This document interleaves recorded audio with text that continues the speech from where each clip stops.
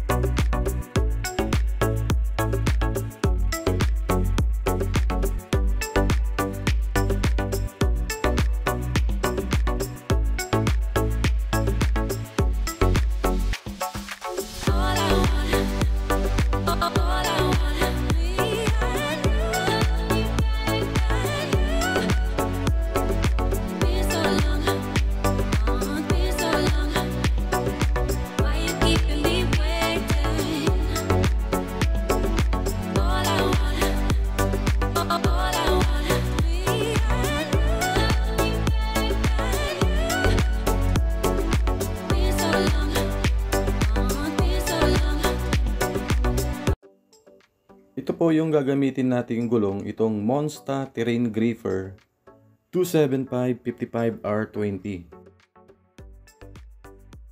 So ito po yung all-terrain na Monster. So pwede ito sa highway at pwede rin pang light trail. 10 ply na rin po yung ganitong size. Tapos itong Monster, syempre Australian engineered. Ang manufacturing site niya sa China.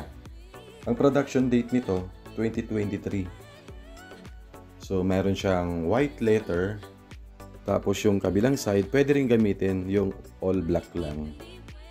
So, itapat muna natin dito sa Ford Everest po niya. So, nilabas po natin yung white leather para meron siyang option. Actually, nakakadagdag to ng pogi. Kasi maganda yung gulong na may kulay puti. Tapos, subukan din natin yung black sidewall naman po. So, ayan. Black sidewall siya. Ngayon, pag naka-black sidewall ka, para ka kasing hindi nagpalit. So, ang gusto ng client, yung white leather na lang po. Tapos, ang gagamitin nating mags, itong stock. So, ang size nito, 20 inches. So, kakasya po yung 275/55R20 dito.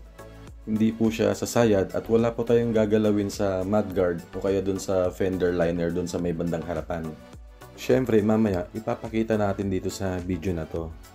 Kasi marami ring client na mga nagtatanong kung sasayad ba yung 275/55R20 kahit yung stock mags.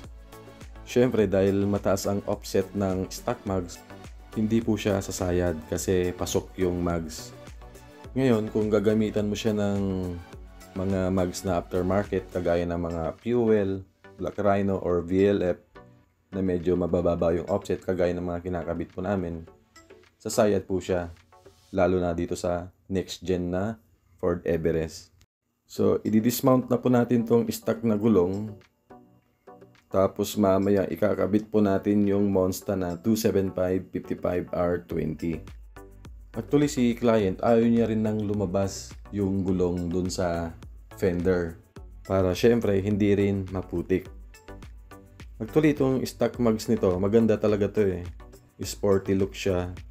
Tapos yung finish nung mags, glossy na black. So, maganda talaga siya. So, i-mount na po natin itong gulong. Iingatan lang natin to sa pagmamount kasi yung mags, glossy. Para hindi siya magasgas. Yung stock tires pala niya, trinade in na rin niya kasi wala naman siyang magagamitan. So, ibabawas na lang po natin dun sa inabil niyang gulong. Yung price pala ng isang Monster Terrain Graver na 275/55R20, nasa 13,730 po ang isa. Actually, hindi ko dito pwedeng banggitin po yung discounted price para ingatan at protektahan din po yung mga ibang shop. So pagdating sa big discount, pwede kayong mag-direct message or tawagan ako sa number ko. Meron akong Viber at WhatsApp. So bago natin po install yung mags, dito mamaya ipapakita natin na hindi siya aabot dyan sa fender liner. Tapos mamaya i-check din natin tong stock na UCA, itong upper control arm. Tapos ito rin pong spindle. Kasi may mga client ako na nag-inquire sa mga ibang shop na sumasayad daw sa UCA. So dito sa video na to, ipapakita natin na wala po siyang sayad. Actually kakasya pa rito yung 285/55R20. Pero si client ayaw niya ng sobrang malaki naman yung gulong na ilalagay. Pag 275/55R20 yung nilagay natin sa stock na mags po niya, pwede tayong maglagay ng wheel spacers na mga 20mm. So hindi po siya sasayad, para lumabas din ng konti yung gulong. So malapit na pong matapos po yung installation. Ita-tire block na po natin tong gulong. May mga client na nagtatanong bakit kulay blue daw yung Monster. Yung blue markings dun sa letter na yan, indication lang na bago po yung gulong. So pag tinire block mo na siya, nagiging puti siya. Kagaya nito, kulay puti na po siya. So hihigpitan na po natin to. Syempre gagamitan din natin siya ng torque wrench. So after natin higpitan po ito, sunod natin i-check yung mudguard, yung fender liner, at yung upper control arm. So ito na. So pag full turn ng gulong, hindi siya sumasayad dito sa may bandang harapan. So meron pa siyang allowance na 2 daliri. Tapos dito naman sa may mudguard, malayo po siya. So safe po yung gulong na ganito. Tapos i-check naman natin yung stock na upper control arm.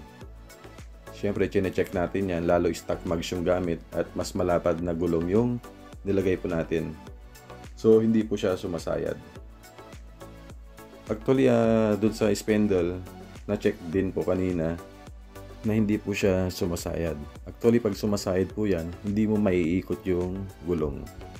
So ito na po yung Ford Everest Sport.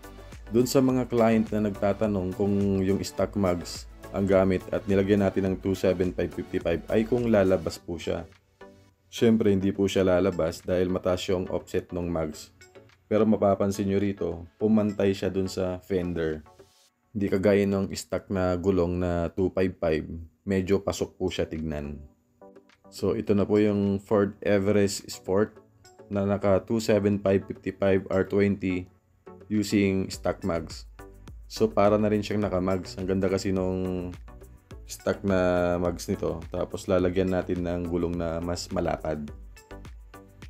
Siyempre yung Monster na white letter, nakakadagdag din ng pogi.